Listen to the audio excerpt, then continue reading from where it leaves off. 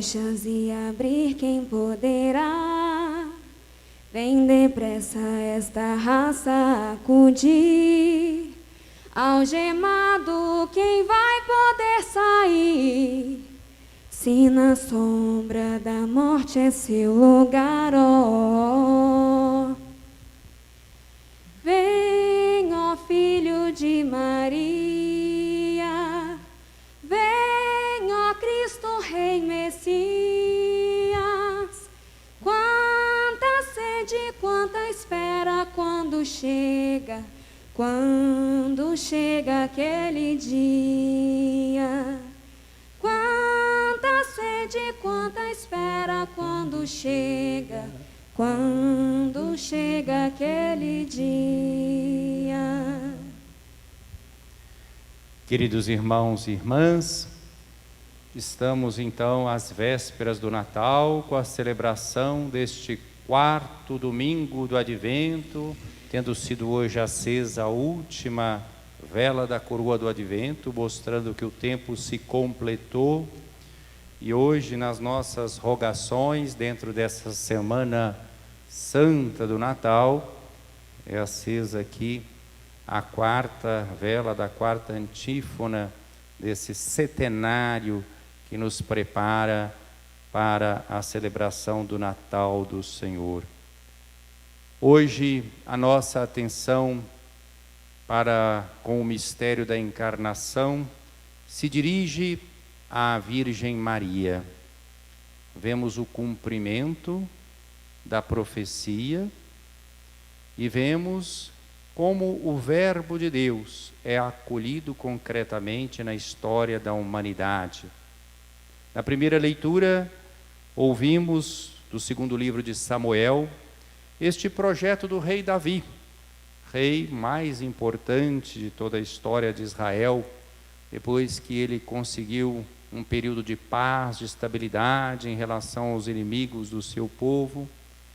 Ele então consulta o profeta Natã, como nós ouvimos na primeira leitura de hoje, e ele começa a sentir um tanto quanto incomodado, porque o povo está em paz, ele habita num palácio de cedro e a arca do Senhor ainda está sob uma tenda. Essa arca que acompanhou o povo de Israel na sua travessia, depois da opressão do Egito rumo à terra prometida, e acompanhou Israel nas suas batalhas na terra santa. Então, ele diz a Natã com todo o cuidado que é próprio de quem vai tratar de alguma coisa que diga respeito a Deus, devido à transcendência de Deus, o temor reverencial que deve-se ter a Deus. Então, Davi diz a Natã que ele reside num palácio de cedro e a arca está sob a tenda. E a primeira reação de Natã é positiva: vai, faz o que teu coração diz, o Senhor está contigo.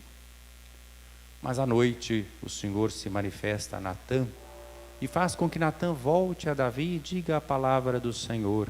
E o Senhor então recorda a Davi que foi o próprio Deus que tirou Davi, que era ainda um adolescente praticamente, que apacentava aquele rebanho, e o fez rei de Israel, e o fez vitorioso, e levou o seu reino ao esplendor em que ele se encontrava. E diz, então é a pergunta: tu vai me construir uma casa? Uma casa para Deus? Pois foi Deus que fez Davi, com tudo que Davi tinha. Eu é que construirei uma casa para ti, diz o Senhor. Mas a casa de que fala Deus é diferente da casa de que fala Davi. Davi fala de um templo majestoso em Jerusalém, que depois seria construído pelo seu filho Salomão. Mas Deus fala da casa como descendência de Davi. E promete então uma descendência estável, e que da sua descendência virá alguém que realmente terá um relacionamento com Deus como de um pai para um filho, e que terá um reino estável. É uma promessa grandiosa. O próprio Davi percebe que ultrapassa a descendência imediata só de um reino bem sucedido, através das gerações, mas é a promessa do Messias, vindo da descendência de Davi. Isso marcou a história de Israel. É a profecia do Messias. Outros profetas vão falar também disso. Mas o Messias vem de Davi. Ouvimos essa semana mesmo, no início do Evangelho de Mateus, a genealogia de Jesus, e começa-se justamente falando de Jesus, filho de Davi, filho de Abraão, né? Então Jesus é da descendência de Davi, como nós vimos, através de José, que é um remoto descendente de Davi, humilde, porque quando Jesus nasce, a dinastia de Davi não está governando mais nada, né? Há alguns remanescentes da descendência de Davi, entre eles José, um carpinteiro, um homem simples. Mas no Evangelho de hoje nós vemos exatamente esse encontro entre as profecias e o desígnio de Deus que ultrapassa toda a expectativa de Israel. O anjo Gabriel foi enviado à Virgem Maria. Nesta Semana Santa do Natal, num dos dias, seria no sábado pela manhã, nesse dia 19, nós leríamos o Evangelho do anúncio do nascimento de João Batista. Aqui nós podemos fazer um breve paralelo. O anúncio foi o mesmo arcanjo Gabriel que se manifestou a Zacarias quando ele estava a serviço no templo e entrava no Santo dos Santos para oferecer o incenso. Então o arcanjo Gabriel se manifesta a Zacarias e diz que ele vai ter um filho, e esse filho vai ter uma missão importante. Zacarias já é idoso, sua esposa é idosa e estéril. E Zacarias então hesita, duvida: como vou ter certeza disso? E então o anjo disse que ele ficaria mudo até que o menino nascesse, né? Porque ele não acreditou naquilo que o arcanjo Gabriel, força de Deus, que assiste o Altíssimo, estava lhe revelando. Esse mesmo arcanjo Gabriel é enviado agora não ao templo de Jerusalém, não à capital, mas à periferia de Israel, a Galileia, a uma cidadezinha obscura, a uma virgem, uma jovenzinha, Maria, preparada, por certo, por Deus, como nós celebramos mesmo nesse tempo do Advento, no dia 8 de dezembro, particularmente na solenidade da Imaculada Conceição, concebida sem pecado em vista dos méritos de Jesus, preparada para ser a mãe do Salvador. Mas Deus quis que esse projeto de salvação dependesse também da liberdade, do sim da Virgem Maria. Ela foi preservada do pecado, mas não lhe foi tirada a liberdade, ela podia dizer sim ou não, né? Então o arcanjo Gabriel é enviado a ela. Vejam como o projeto de Deus é diferente. Esperava-se um descendente de Davi, poderoso, né? Numa capital. Não, em Nazaré, na Galileia. E o anjo a saúda com uma palavra estranha: alegra-te, cheia de graça, o Senhor está contigo, plena de graça, cumulada, preenchida de graça. A saudação alegra-te, Sião, até que existe no Antigo Testamento, mas alegra-te, cheia de graça, é única em toda a Sagrada Escritura. Só Maria é chamada assim, cheia de graça, preenchida de graça. O Senhor está contigo. Maria fica perturbada e humilde como é, com esta saudação tão assim elevada. O anjo a tranquiliza. Nós vemos que nesse diálogo aqui, que é o diálogo entre Deus e a humanidade, quem mais fala é o anjo. A maior parte das falas aqui são do anjo. As falas de Maria são pequenas, curtas, precisas, mas densas. Não tenhas medo, Maria, porque encontraste graça diante de Deus. Eis que conceberás e darás à luz um filho a quem porás o nome de Jesus. Jesus significa o Senhor salva. Ele será grande, será chamado Filho do Altíssimo, e o Senhor Deus lhe dará o trono de seu pai Davi. Então vejam que é o cumprimento da profecia da primeira leitura, né? Ele é grande, Filho do Altíssimo. Aí vocês veem o encontro entre a ação de Deus, Filho do Altíssimo. O Senhor Deus lhe dará o trono de seu pai Davi. Segundo a carne, ele vem de Davi, através de José, que tem a paternidade legal de Jesus. Mas ele é Filho do Altíssimo. Ele reinará para sempre sobre os descendentes de Jacó, e o seu reino não terá fim. Então é justamente a vinda do Messias, O que o anjo está dizendo é algo maravilhoso. É toda a expectativa de Israel. E Maria então pergunta, porque Maria tem aqui a liberdade, tem a razão. Interessante o diálogo de Maria com o anjo. Não é uma pergunta de dúvida, é uma pergunta para o esclarecimento de como se dá essa situação. Ela compreendeu perfeitamente que se tratava da realização das promessas messiânicas. Como acontecerá isso se eu não conheço homem algum? Ela estava prometida em casamento a José, mas eles não tinham coabitado, como era o costume entre os judeus antes do casamento. E o anjo responde de forma ainda mais maravilhosa: o Espírito virá sobre ti, e o poder do Altíssimo te cobrirá com sua sombra. Por isso o menino que vai nascer será chamado Santo, Filho de Deus. Então nós vemos realmente um mistério que na teologia, mas é uma teologia que precisa chegar mais para o povo, mas na teologia mais elaborada nós falamos uma linguagem técnica, a união hipostática, uma única pessoa com a natureza humana e a natureza divina, é filho do Altíssimo, mas ao mesmo tempo é descendente de Davi. Também Isabel, tua parenta, concebeu um filho na velhice.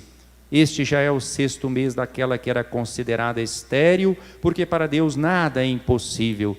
Dá esse exemplo. Deus que fez com que Isabel, estéril e idosa, esposa de Zacarias, pudesse conceber um filho na velhice, não pode também fazer com que uma virgem conceba? Se Deus é o Criador de tudo, então dá um exemplo muito concreto, porque para Deus nada é impossível. Então vem agora a resposta de Maria, que não é uma resposta de passividade, de uma simples resignação, mas é uma resposta de adesão, de participação, como deve ser aquela resposta que nós damos na liturgia, quando nós falamos amém, só que muitas vezes nós falamos de forma passiva, Amém significa, é isso mesmo, eu acredito, estou firme, é aí que eu jogo a minha vida, a minha liberdade. Maria então diz: eis aqui a serva do Senhor, faça-se em mim segundo a tua palavra. Ela se coloca não cheia de orgulho e vaidade diante de toda essa revelação da grandeza da qual ela é convidada a participar, sendo a mãe do Messias. Ela responde: eis aqui a serva do Senhor, faça-se em mim segundo a tua palavra. Tem seu total consentimento, sua total adesão. E o anjo retirou-se. Isso selou, evidentemente, o destino de Maria, a sua vocação, a sua missão. E termina o evangelho lucano, mas a gente fica assim com aquela vontade de algo mais, e que é completado pelo evangelho joanino, e que ficou bem expresso no início da nossa missa, antes dela começar, quando nós rezamos o Ângelus, que é justamente uma junção do evangelho lucano com o evangelho joanino. O anjo do Senhor anunciou a Maria, e ela concebeu do Espírito Santo, e a gente reza uma Ave Maria. Eis aqui a serva do Senhor, faça-se em mim segundo a tua palavra, e a gente reza uma outra Ave Maria. E o Verbo se fez carne e habitou entre nós, Evangelho de João, e que nós vamos proclamar no dia de Natal, na solenidade, e rezamos a terceira Ave Maria. Então hoje é a realização da concepção do Verbo a partir do sim de Maria. Estão vendo como a liturgia de hoje já tem um gosto de Natal? Porque quando Jesus nasce, não é o começo é a concepção. Quando alguém nasce, quando nasce uma criança, é a sua vinda à luz deste mundo, mas ela começa com a concepção. Então hoje, a partir do sim de Maria, o Verbo se faz carne e começa a habitar entre nós. Por isso, a última vela do Advento, o tempo cumpriu-se. A quarta do setenário aqui, porque estamos no quarto dia desses 7 dias que precedem o Natal.